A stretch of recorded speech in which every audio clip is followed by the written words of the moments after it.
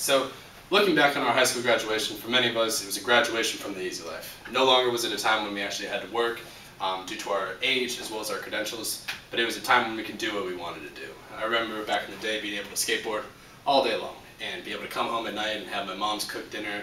I didn't have to pay for nothing, and I could sleep in as long as I wanted to on the weekends, and overall, it was the easy life. Growing up, I had many different hobbies and many different dreams. For many of us, as well as myself, I wanted to be an NBA player. I wanted to be a professional skateboarder. I wanted to be a professional poker player.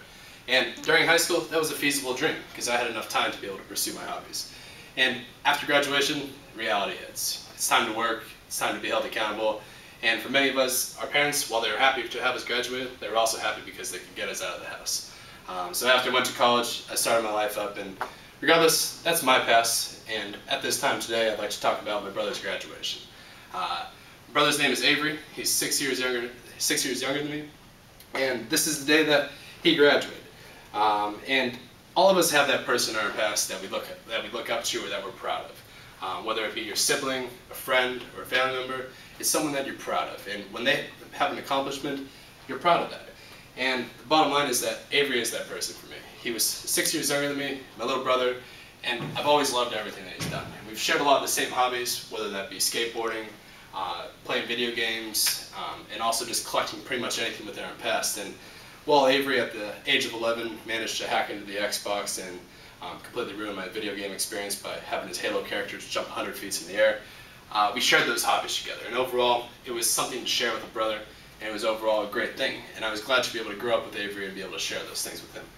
Now, at the same time, in terms of our ideals and stuff like that, I learned a lot when I was in high school, and there was some stuff that worked well for me and a lot of stuff that didn't work well for me. Part of the benefit for Avery was that he was able to learn from my experiences and my mistakes. A lot of the stuff that I talked to Avery about was to make the most of his time, to not waste his time, essentially. And when I say that, it's because a lot of the time, I'd come home from school and I'd watch TV or I'd play video games, and overall, it just wasn't a smart thing to do. And I told Avery, I was like, look, you got all the time in the world to be able to do what you like to do.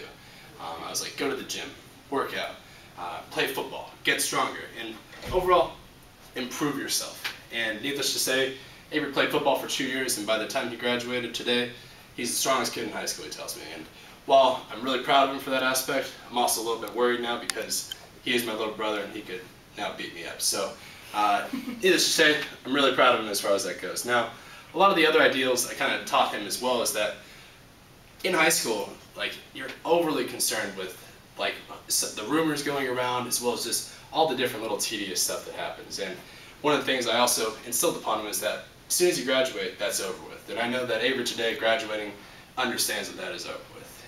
And in summary, I am extremely proud of my little brother, and I'm so thankful to be able to have him in my life.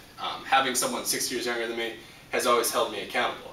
And the reason I say it holds me accountable is because when you know that your actions directly affect someone, if I had made any poor decisions, drug-related, alcohol-related in high school, I would have directly affected my younger brother. And having someone like that in my life to be able to hold me accountable and keep me strong has been a blessing.